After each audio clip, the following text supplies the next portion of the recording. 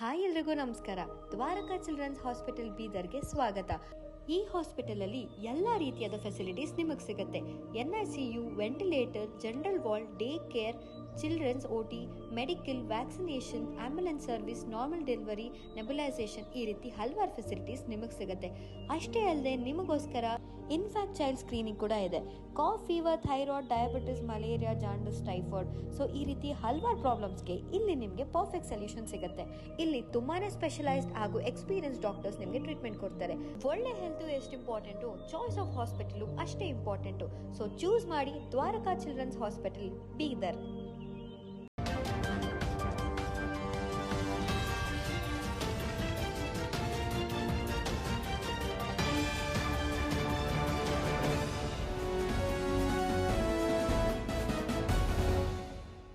ನಮಸ್ಕಾರ, ನೀವು ನೋಡ್ತಾ ಇದ್ದೀರಾ ಸುದ್ದಿ ಸಮಯ ನ್ಯೂಸ್ ಚಾನಲ್. ಇದು ಲೋಕಲ್ ಎಕ್ಸ್ಪ್ರೆಸ್. ನಾನು ಮಹರ್ದೊಡ್ಡ ಹುಳಿಗಿ.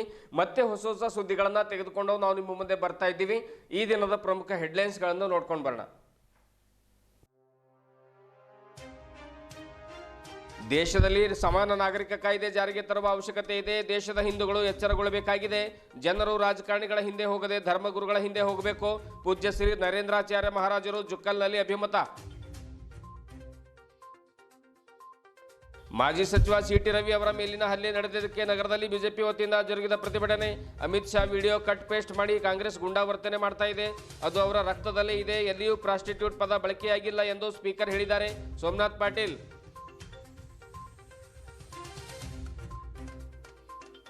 ಎರಡ್ 2025 ಜನವರಿ 17ರಿಂದ 19ರವರೆಗೆ ವೆಟರ್ನರಿ ವಿಶ್ವವಿದ್ಯಾಲಯ ಆವರಣದಲ್ಲಿ ಜಾನುವಾರು, ಕುಕ್ಕುಟ ಮತ್ತು ಮೀನುಗಾರಿಕೆ ಪ್ರದರ್ಶನ. ಈ ಪ್ರದರ್ಶನ ಮೂಲಕ ರೈತರಿಗೆ ನಿತ್ಯ ನೂತನ ಹಾಗೂ ನವೀನ ಪರಿಹಾರೋಪಾಯಗಳನ್ನು ತಲುಪಿಸಲಾಗ್ತಾ ಇದೆ. 200ಕ್ಕೂ ಹೆಚ್ಚು ಮಳಿಗೆಗಳನ್ನು ಏರ್ಪಡಿಸಲಾಗ್ತಾ ಇದೆ. Professor KC Veeranna. ನಗರದಲ್ಲಿ ಜರುಗಿದ ಭೀಮ್ ಆರ್ಮಿ ವತಿಯಿಂದ ಪ್ರತಿಭಟನೆ. ಕೇಂದ್ರ ಗೃಹ ಸಚಿವ ಅಮಿತ್ ಶಾ ಅವರು ಕೂಡಲೇ ರಾಜೀನಾಮೆ ಸಲ್ಲಿಸಬೇಕೆಂದು ರಾಷ್ಟ್ರಪತಿಗಳಿಗೆ ಒತ್ತಾಯ. ಜಿಲ್ಲಾಧಿಕಾರಿಗಳ ಮುಖಾಂತರ ರಾಷ್ಟ್ರಪತಿಗಳಿಗೆ ಬರೆದ ಮನವಿ ಪತ್ರ ಸಲ್ಲಿಕೆ. ಇಂದಿನ ಒಂದಿಷ್ಟು ವಾರ್ತೆಗಳ ವಿವರಗಳನ್ನು ನೋಡ್ಕೊಂಡು ಬರೋಣ. ದೇಶದಲ್ಲಿ ಯಾವುದೇ ಧರ್ಮ ಇರಲಿ, ಹಿಂದೂ, ಸಿಖ್, ಮುಸ್ಲಿಂ, ಜೈನ, ಬೌದ್ಧ ಮತ್ತು ಪಾರ್ಸಿ ಯಾವುದೇ ಧರ್ಮ ಇರಲಿ, ಜನರು ಧರ್ಮಗುರುಗಳ ಮಾತು ಕೇಳಿ ಅವರ ಮಾರ್ಗದರ್ಶನದಂತೆ ನಡಿಬೇಕೇ ವಿನಃ ರಾಜಕಾರಣಿಗಳ ಬೆನ್ನು ಹತ್ತಬಾರದು. ದೇಶದಲ್ಲಿ ಸಮಾನ ನಾಗರಿಕ ಕಾಯ್ದೆ ಜಾರಿಗೆ ತರುವಂತಹ ಅವಶ್ಯಕತೆ ಇದೆ ಎಂದು ಪೂಜ್ಯ ಶ್ರೀ ಜಗದ್ಗುರು ನರೇಂದ್ರಾಚಾರ್ಯ ಸ್ವಾಮೀಜಿ ಸುದ್ದಿ ಸಮಯಕ್ಕೆ ತಿಳಿಸಿದ್ದಾರೆ. ತೆಲಂಗಾಣದ ಕಾಮಾರೆಡ್ಡಿ ಜಿಲ್ಲೆಯ ಜುಕ್ಕಲ್ನಲ್ಲಿ ಭಕ್ತರಿಗೆ ದರ್ಶನವನ್ನು ನೀಡಿ ಸುದ್ದಿ ಸಮಯದೊಂದಿಗೆ ಮಾತನಾಡಿದರು. ದೇಶದಲ್ಲಿ ಇಸ್ಲಾಂ ಧರ್ಮದ ಕೆಲವರು ಒಂದು ಜಾಗವನ್ನು ಹಿಡಿತಾರೆ, ಅಲ್ಲಿ ಒಂದು ಕಬ್ರಿಸ್ತಾನನ ನಿರ್ಮಾಣ ಮಾಡ್ತಾರೆ, ಹಸಿರು ಬಟ್ಟೆಯನ್ನು ಹೊದಿಸ್ತಾರೆ, ನಂತರ ಅದನ್ನು ವಕ್ಫ್ ಬೋರ್ಡ್ ಎಂದು ಜಾಗ ಎಂದು ಕಬ್ಜಾ ಮಾಡ್ತಾರೆ. ಇದು ಹೀಗೆ ಮುಂದುವರೆದರೆ ಹಿಂದೂಸ್ತಾನ ಒಂದು ಅಪಾಯದ ಅಂಚಿಗೆ ತಲುಪುತ್ತದೆ. ಇದನ್ನ ಕಡಿವಾಣ ಹಾಕಬೇಕು. ಸದ್ಯ ಹಿಂದೂ ಧರ್ಮ ಅಳಿವಿನ ಅಂಚಲಿದೆ. ಆ ಒಂದು ಪ್ರತಿಯೊಬ್ಬ ಹಿಂದೂಗಳು ಕೂಡ ಜಾಗರೂಕರಾಗಬೇಕಾಗಿರ್ತಕ್ಕಂಥ ಅವಶ್ಯಕತೆ ಇದೆ ಎನ್ನುವಂಥ ಮಾತನ್ನ ನರೇಂದ್ರಾಚಾರ್ಯ ಮಹಾರಾಜರು ಹೇಳಿದರು. ಧರ್ಮದಲ್ಲಿ ಕೇವಲ 2 ಮಕ್ಕಳಿಗೆ ಜನ್ಮ ನೀಡಿದ ನಂತರ ಫ್ಯಾಮಿಲಿ ಪ್ಲಾನಿಂಗ್ ಅನ್ನು ಮಾಡಿಸ್ತಾರೆ, ಆದರೆ ಆ ರೀತಿ ಮಾಡಬಾರದು. ಆದರೆ ಅನ್ಯ ಧರ್ಮೀಯರು 10 ಮಕ್ಕಳಿಗೆ ಜನ್ಮ ನೀಡ್ತಾರೆ. ಇದರಿಂದ ದಿನೇ ದಿನೇ ಹಿಂದೂಗಳ ಸಂಖ್ಯೆ ಕಡಿಮೆ ಆಗ್ತಾ ಇದೆ ಎಂದು ಕಳವಳ ವ್ಯಕ್ತಪಡಿಸಿದರು. ಈ ಕಾರಣಕ್ಕಾಗಿಯೇ ಪ್ರತಿಯೊಂದು ವಿಷಯದಲ್ಲಿ ಸಮಾನ ನಾಗರಿಕ ಕಾಯ್ದೆ ಜಾರಿಗೆ ತರಬೇಕೆಂದು ಪೂಜ್ಯ ಶ್ರೀ ಸ್ವಾಮಿ ನರೇಂದ್ರಾಚಾರ್ಯ ಮಹಾರಾಜರು ಸುದ್ದಿ ಸಮಯಕ್ಕೆ ತಿಳಿಸಿದ್ದಾರೆ. ದೇಶ ಭಾರತ ಮತ್ತು ಪಾಕಿಸ್ತಾನವೆಂದು ಇಬ್ಬಾಗ ಆಯಿತು. ಜವಾಹರ್ಲಾಲ್ ನೆಹರು ಹಾಗೂ ಮಹಾತ್ಮ ಗಾಂಧೀಜಿಯವರ ಮಾರ್ಗದರ್ಶನದಂತೆ ಪಾಕ್ನಲ್ಲಿರುವಂತಹ ಹಿಂದೂಗಳು ಭಾರತಕ್ಕೆ ಬಂದರು. ಭಾರತದ ಇಸ್ಲಾಂ ಧರ್ಮೀಯರು ಪಾಕ್ಗೆ ಹೋದರು. ಆದರೆ ಭಾರತದಲ್ಲಿರುವಂಥ ಇಸ್ಲಾಂ ಧರ್ಮೀಯರು ಮೊದಲು ವಾಸ ಮಾಡ್ತಾ ಇದ್ದ ಭೂಮಿಯನ್ನೇ ವಕ್ಫ್ ಎಂದು ಗುರುತಿಸಿ ವಕ್ಫ್ ಬೋರ್ಡ್ ಜಾರಿಗೆ ತರಲಾಯಿತು. ಆ ಬೋರ್ಡ್ಗೆ ಎಷ್ಟೊಂದು ಅಧಿಕಾರ ಕೊಟ್ಟರು ಅಂದರೆ, ಬೋರ್ಡ್ ಆದೇಶ ನೀಡಿದರೆ ಸಾಕು, ಸರ್ವೋಚ್ಚ ನ್ಯಾಯಾಲಯವೂ ಕೂಡ ಸಹ ಏನೂ ಮಾಡಲಿಕ್ಕೆ ಸಾಧ್ಯ ಆಗೋದಿಲ್ಲ. ಆ ಮಟ್ಟಿಗೆ ಆ ಒಂದು ಬೋರ್ಡ್ಗೆ ಅಧಿಕಾರ ನೀಡಲಾಯಿತು. ಇದು ಬದಲಾಗಬೇಕಾಗಿದೆ ಎಂದು ಪೂಜ್ಯರು ಸುದ್ದಿ ಸಮಯಕ್ಕೆ ವಿವರವಾಗಿ ತಿಳಿಸಿದ್ದಾರೆ.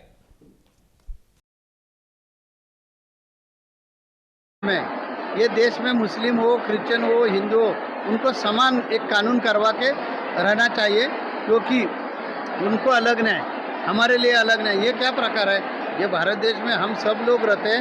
ये राजकीय लोग हमें बोलते हैं कि निधर्मवाद यानी कौन सा भी धर्म नहीं करना चाहिए ना. तो मुस्लिम लोगों को अलग ट्रीटमेंट क्यों देते हैं, ईसाई लोगों को अलग ट्रीटमेंट क्यों देते हैं? वो नहीं देनी चाहिए. इसी कारण हिंदू ने अपने खुद की वोट बैंक बनाना चाहिए. हिंदू जब वोट बैंक आपके बनाएंगे तब मुझे लगता है ये राजनीति वाले लोग ये देश में समान नागरिक कानून लाएंगे और सब लोगों को एक ही कानून रहेगा. हमने 2 बच्चे के बाद फैमिली प्लानिंग करना चाहिए। हमारी संख्या धीरे धीरे कम हो रही है। अभी अभी मोहन भागवत जी ने एक चैनल पर बात बताई कि हमारी संख्या बहुत कम हो रही है और मुस्लिम की आबादी बढ़ रही है। इधर जो मुस्लिम अल्पसंख्यक रहे थे वो इतने बढ़ गए। एक दिन ये लोकसभा में मुस्लिम सम्राट मतलब मुस्लिम लोगों के ही हाथों में देश चला जाएगा। तो ऐसे अनेक प्रकार के खतरे हैं। हमने संख्या बढ़ाना चाहिए क्या? ज़रूर बढ़ाना चाहिए, 2-3 संतान हमें होना ही चाहिए, लेकिन सब लोगों ने अपना अपना लोक संख्या कंट्रोल में रख दी तो ओके हो जाएगा। भारत देश पर बोझा भी नहीं आएगा और सब लोग सुरक्षित रहेगी। इधर के मुसलमान को यचकिंचित ही टेंशन नहीं है। ಇದೇ ವೇಳೆ देखिए कितना लाड़ प्यार हो जाता है। भारत जब अलग हो गया और इंग्लैंड निकल गए, अंग्रेज लोग निकल गए, तब ऐसा तय हुआ था कि यहाँ के जो मुस्लिम है उन्होंने पाकिस्तान में जाने का और वहाँ के हिंदू जो है तो सब लोगों ने पाकिस्तान से भारत में आने का। तो वहाँ के हिंदुओं को खदेड़ कर इधर भेज दिया। उनकी प्रॉपर्टियाँ जो है वो प्रॉपर्टियाँ क्या किया कि गवर्नमेंट ने कुछ कब्जे में ले लिया, उधर के कोई मुसलमान लोगों ने कब्जे में लिया। लेकिन इधर ऐसा नहीं हुआ। नेहरू ने ऐसा नहीं किया, गांधी जी ने ऐसा नहीं किया। गांधी जी ने क्या किया कि इधर की जो प्रॉपर्टी मुस्लिम लोगों की थी वो अल्लाह की प्रॉपर्टी ऐसे करवा के एक वक्फ बोर्ड तैयार किया। अब वक्फ बोर्ड के कब्जे में दे दिया। अभी क्या हुआ है, वक्फ बोर्ड को इतने अधिकार दिया, कुछ भी केस हो गई कि सर्वोच्च न्यायालय भी कुछ नहीं कर सकते। वक्फ बोर्ड जो आदेश देगा वही आदेश। वक्फ बोर्ड पर कोर्ट भी मुस्लिम चाहिए, कर्मचारी भी मुस्लिम चाहिए। क्या जुल्म चालू है। और हमारे हिंदुओं के जो ज़मीन है वो ज़मीन गिलंकृत करने का काम चालू है। अभी इधर देखा मैंने, ये तेलंगाना में भी ऐसे ही दिखता है कि हमारी खेती रहती है, हमारे हिंदू किसान जो है उनके ध्यान में नहीं आ रहा है कि हम हमारे गर्दन पर छुरा फिरा घुमा रहे हैं, या हमारे मन में यानी हमारे किसान लोगों के ध्यान में नहीं आ रहा है। वो अंधविश्वास से क्या करता है, खेती रहती है, एक खेती में कुछ संरक्षण होने के लिए एक पीर बनाते हैं, उस पर हरा कपड़ा डालते हैं। ಬೆಳಗಾವಿಯ ಸುವರ್ಣಸೌಧಕ್ಕೆ ಒಬ್ಬ ಸಾಮಾನ್ಯ ವ್ಯಕ್ತಿಗೂ ಕೂಡ ಒಳಗೆ ಬಿಡಲಿಕ್ಕೆ ಅವಕಾಶ ಇಲ್ಲ, ಅವ್ರು ಹೋಗೋದು ಕೂಡ ಇಲ್ಲ. ಆದರೆ ಸಚಿವೆ ಲಕ್ಷ್ಮೀ ಹೆಬ್ಬಾಳ್ಕರ್ ಅವರ ಒಂದು ಬೆಂಬಲಿಗರು ಸುವರ್ಣಸೌಧದ ಒಳಗೆ ನುಗ್ಗಿ ಮಾಜಿ ಸಚಿವ ಅಂದರೆ ಶಾಸಕ ಸಿ.ಟಿ. ರವಿ ಅವರ ಮೇಲೆ ಹಲ್ಲೆಯನ್ನು ನಡೆಸ್ತಾರೆ. ಅಂದರೆ ಕಾಂಗ್ರೆಸ್ ಗುಂಡಾವರ್ತನೆ ತೋರ್ತಾ ಇದೆ, ಈ ಗುಂಡಾವರ್ತನೆ ಕಾಂಗ್ರೆಸ್ನವರ ಒಂದು ರಕ್ತದಲ್ಲೇ ಇದೆ ಎಂದು ಬಿಜೆಪಿ ಜಿಲ್ಲಾಧ್ಯಕ್ಷ ಸೋಮನಾಥ್ ಪಾಟೀಲ್ ಹುಡುಗಿ ತಮ್ಮ ಆಕ್ರೋಶವನ್ನು ಹೊರಹಾಕಿದ್ದಾರೆ. ಕೇಂದ್ರ ಗೃಹ ಸಚಿವ ಅಮಿತ್ ಶಾ ಅವರ ವಿಡಿಯೋ ತಿರುಚುವಿಕೆ ಮತ್ತು ಮಾಜಿ ಸಚಿವ ಸಿ.ಟಿ. ರವಿ ಅವರ ಮೇಲಿನ ಹಲ್ಲೆಯನ್ನು ಖಂಡಿಸಿ ನಗರದಲ್ಲಿ ಆಯೋಜಿಸಿದ ಪ್ರತಿಭಟನೆ ಉದ್ದೇಶಿಸಿ ಮಾತನಾಡಿರುವಂತಹ ಅವರು, ಸುವರ್ಣಸೌಧದೊಳಗೆ ನುಗ್ಗಿದ ಗೂಂಡಾಗಳ ಮೇಲೆ ಯಾವುದೇ ಕ್ರಮ ಕೈಗೊಂಡಿಲ್ಲ, ಆದರೆ ಹಲ್ಲೆಗೊಳಗಾದ ಸಿ.ಟಿ. ರವಿ ಅವರ ಮೇಲೆ ದೂರು ದಾಖಲಾಗುತ್ತೆ. ಪ್ರಾಸ್ಟಿಟ್ಯೂಷನ್ ಪದ ಎಲ್ಲಿಯೂ ಕೂಡ ರೆಕಾರ್ಡ್ ಆಗಿಲ್ಲ ಎಂದು ಈಗಾಗಲೇ ಸ್ಪೀಕರ್ ಅವರೇ ಸ್ಪಷ್ಟಪಡಿಸಿದ್ದಾರೆ. ಈ ಹಿಂದೆ ವಿಧಾನಸೌಧದಲ್ಲಿ ಪಾಕಿಸ್ತಾನ್ ಜಿಂದಾಬಾದ್ ಎಂದು ಕೂಗಿದ್ರೆ ನಾಸಿರ್ ಸಾಬ್ ಜಿಂದಾಬಾದ್ ಎಂದು ಇದೇ ಕಾಂಗ್ರೆಸ್ಸಿಗರು ಸಮರ್ಥನೆಯನ್ನು ಮಾಡಿಕೊಂಡಿದ್ರು. ಲಕ್ಷ್ಮೀ ಹೆಬ್ಬಾಳ್ಕರ್ ಅವರು ಕೂಡ ಸಮರ್ಥನೆಯನ್ನು ಮಾಡಿಕೊಂಡಿದ್ರು ಅನ್ನುವಂಥ ಮಾತನ್ನ ಸೋಮನಾಥ್ ಪಾಟೀಲ್ ಅವರು ಹೇಳಿದರು. ಸದನದ ಒಳಗಡೆ ಹೋರಾಟ ನಡೀತಾ ಇರುವಂತಹ ಸಂದರ್ಭದಲ್ಲಿ ಸಚಿವೆ ಲಕ್ಷ್ಮೀ ಹೆಬ್ಬಾಳ್ಕರ್ ಅವರು ಸಿ.ಟಿ. ರವಿ ಅವರಿಗೆ ನೀನು ಕೊಲೆಗಡುಕ ಎಂದಿದ್ದಕ್ಕೆ, ನೀವು ಫಸ್ಟ್ ರೇಟ್ ಆಗಿ ಮಾತನಾಡ್ತಾ ಇದ್ದೀರಿ ಎಂದಿದ್ದಕ್ಕೆ ಅದನ್ನೇ ಪ್ರಾಸ್ಟಿಟ್ಯೂಟ್ ಎಂದು ಹೆಬ್ಬಾಳ್ಕರ್ ಅವರು ಹೇಳಿ ತಮ್ಮ ಬೆಂಬಲಿಗ ಗುಂಡಾಗಳೊಂದಿಗೆ ಸಿ.ಟಿ. ರವಿ ಅವರ ಮೇಲೆ ಹಲ್ಲೆ ಮಾಡಿಸಿದ್ದಾರೆ ಎಂದು ಪಾಟೀಲ್ ಆರೋಪಿಸಿದರು.